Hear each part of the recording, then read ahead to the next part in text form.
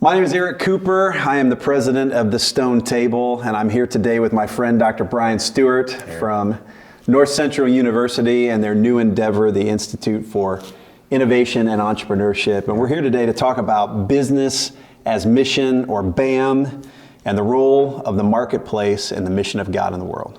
So when we think about business as mission, or BAM, I think the first thing we need to do is start with a definition. I think that means a lot of different things to a lot of different people. So, let's talk a little bit about BAM and how you envision it. Let's try to define it a little bit here. Yeah, and my understanding of BAM has really changed over the past 6 years. I know that you've been in this game a lot longer than me, but really kind of looking at it, my understanding was that BAM is basically this kind of theological understanding that all work is sacred.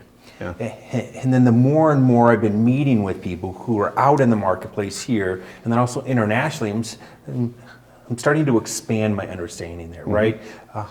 It's not just looking at work as a sacred act, but it's really taking that idea, saying, and in that sacred act, then we're going to go reach the lost, and we're going to preach the gospel, like that type of thing. So it's being an intentional business that's going to focus in on sharing the gospel through work. Yeah, it's a demonstration and a proclamation. Yeah, exactly. So I think one of the ways that we define BAM, business as mission, with the BAM office that we work with and the missions organizations that we work with, is business as mission is the intentional integration of business and ministry to create a sustainable missional presence of the kingdom of God in a particular community. Yeah, I agree. And so I think it's that great commandment. It's the ability to honor God and love our neighbor through the work of our hands.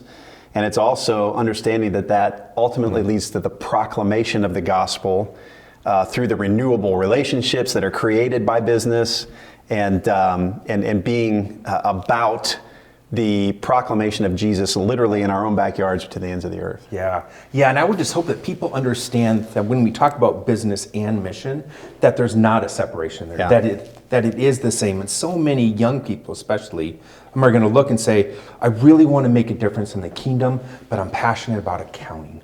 I don't know if I can do this. I don't know if I can do both. It's the same thing, right? It's the same thing, or even worse, to be able to say, man, I'd love to do missions like what all the pastors are doing or the missionaries are doing. Those are the true holy of holy people. And you're like, no. It's the same work. It's the same thing that we're doing there. So being able to help kind of reframe people's understanding of what that ministry and the holiness and the sanctity of work is, I don't know, it's just absolutely crucial. It's fantastic. So what was BAM like, and how has it transformed, I think, over the years, I think what really resonates with me there, we talk a lot about job fakers, job takers, and job makers. And I think when I talk to people about business as mission a lot, what they think and what they imagine is people just faking a business. And we've seen this in various places around the world where you move to another country and your intent is to, in essence, lie. To lie to the culture and to the people around you. You hang a shingle out on your door, maybe you say you're an import-exporter, or you run an NGO, and that doesn't really exist, or just the shell of it exists. And then you just engage in kind of this covert proclamation.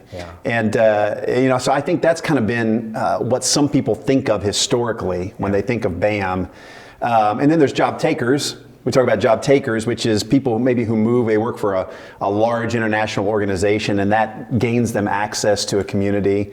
That's another layer, I think, that does work and that has a high level of integrity to it.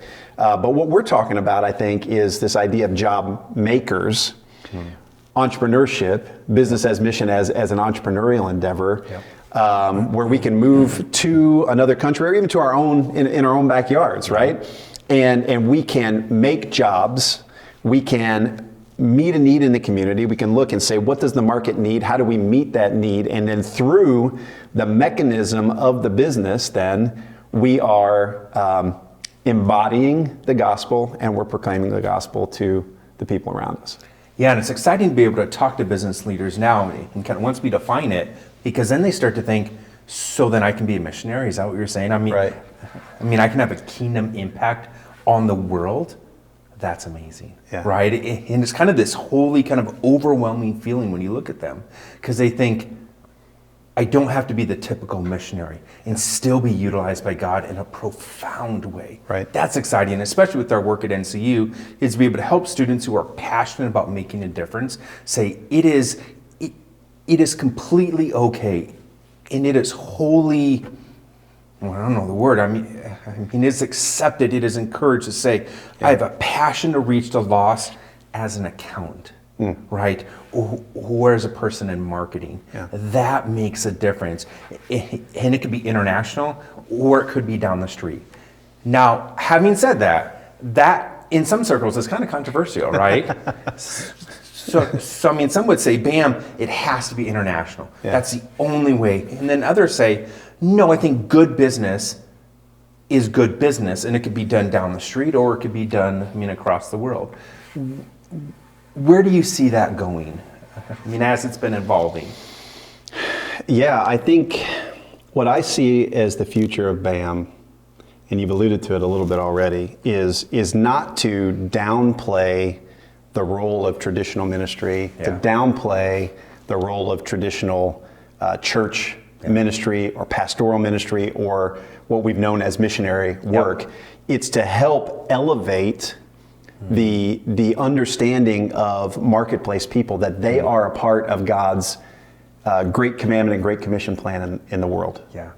And so as I look at the future, what I see is harnessing these people for the Great Commission. If we're gonna complete the Great Commission in our lifetime, mobilizing marketplace believers, the accountants, the marketers, the lawyers, the teachers, I mean, you name it. From, we always say, from sweeping the floors at a fast food restaurant to being a brain surgeon, right? Like if we can mobilize marketplace people to see themselves in a sacred role, in a sacred position, and that they are part of God's Great Commission calling and commandment in the world, then I think we can finally make a difference to the level that Jesus has called us to.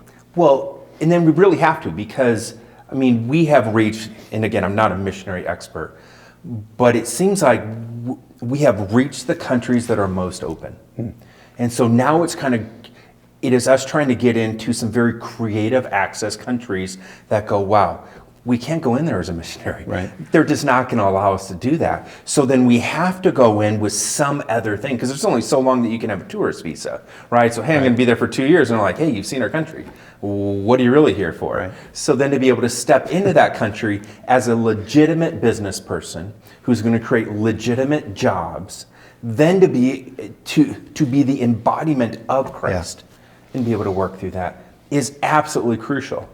Now, it's been tricky, though, this past year because of the pandemic, right? I mean, this has been really tricky where like you and I have been working with a lot of organizations internationally and a lot of businesses internationally, where we really want to get in there, or we want to be able to resource the people who are already there, but the countries are closed. I mean, there's just no way to get to them anymore.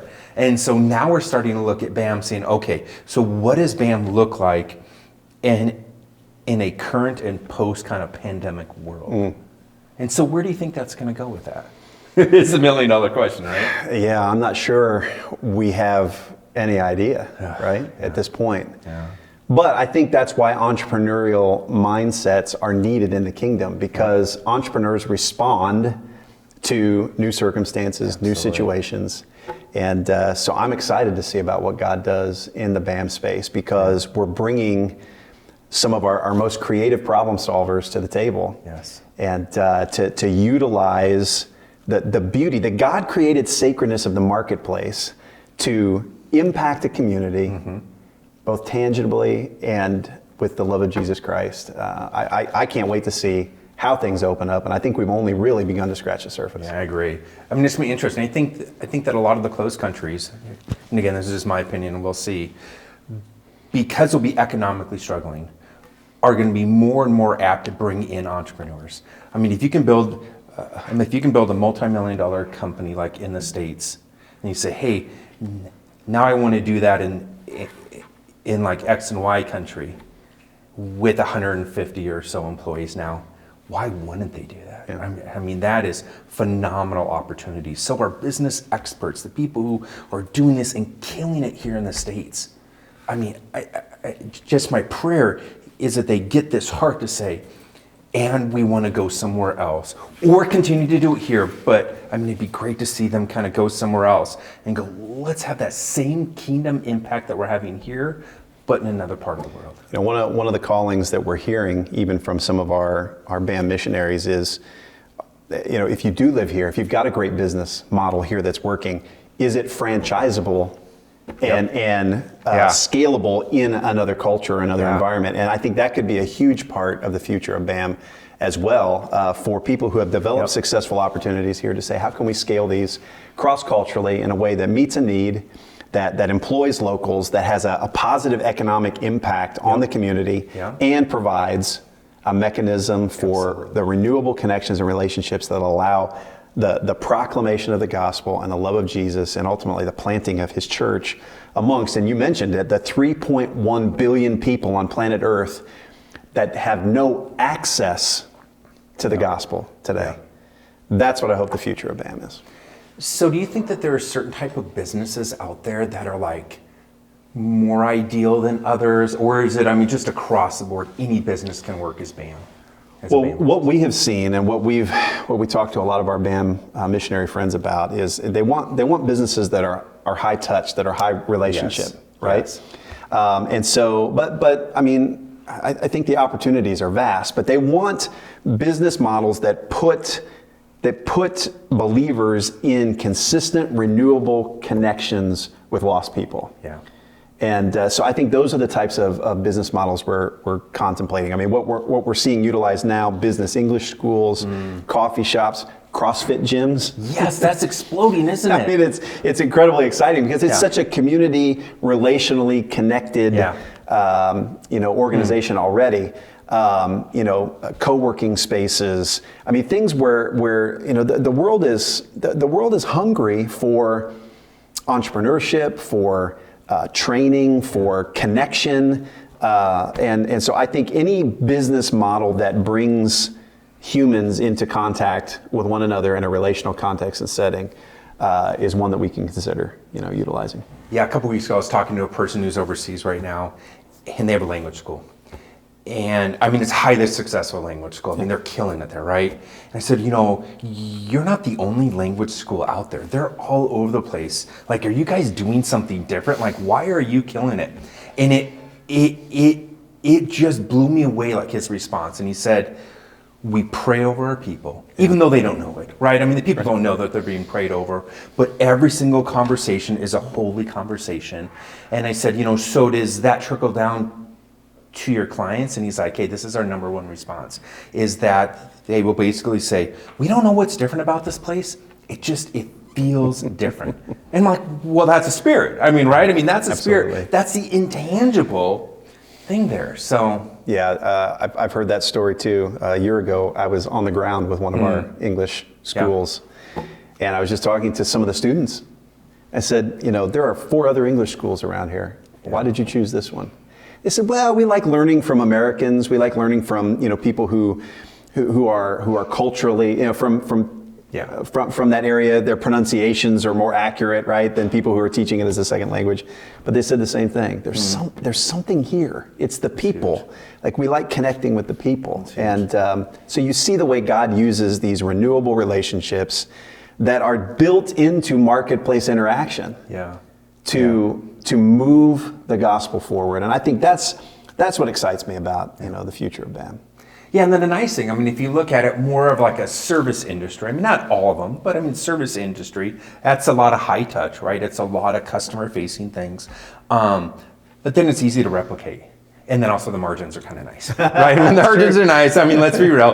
But I mean, if you have a traditional kind of B2B or things like that, you can absolutely, have that same impact. It just is going to look slightly different, right? And be able to work through that. All right, so maybe there's people hearing this and they're like, I'm excited about this. I want to be a BAMmer. I want to get involved. But what do I do? So can you talk about that just briefly from a North Central and IIE standpoint? Yeah. I mean, absolutely. The IIE is already kind of producing curriculum and actually one-offs, and then and then also 1.5 year curriculums for people to get trained from, hey, I know nothing about business, to, okay, I've already started a couple of businesses. Now what does that look like internationally or as a BAM project, right? And so that's going to be a key thing. And I think that there's going to be a link below our video, to kind of lead you there. Yeah, and I'm excited about ways maybe we can work together in that. Absolutely. I mean, we were even talking about that a little bit today, ways the Stone Table and North Central University can come together to offer, practical training, how-to training. But even right now, I mean, if you're interested, you can go to thestonetable.org, to our resource page. We have blogs and videos that are updated regularly, our social media feeds. These are just ways to stay connected. Some books and workbooks and your book that you're producing, in production. Yes, hopefully out later this year. And so we would love to stay connected with you, because this is more than just a concept. This is more than just a big idea. This is something God is doing in the world, and we just want to do whatever we can to help facilitate it.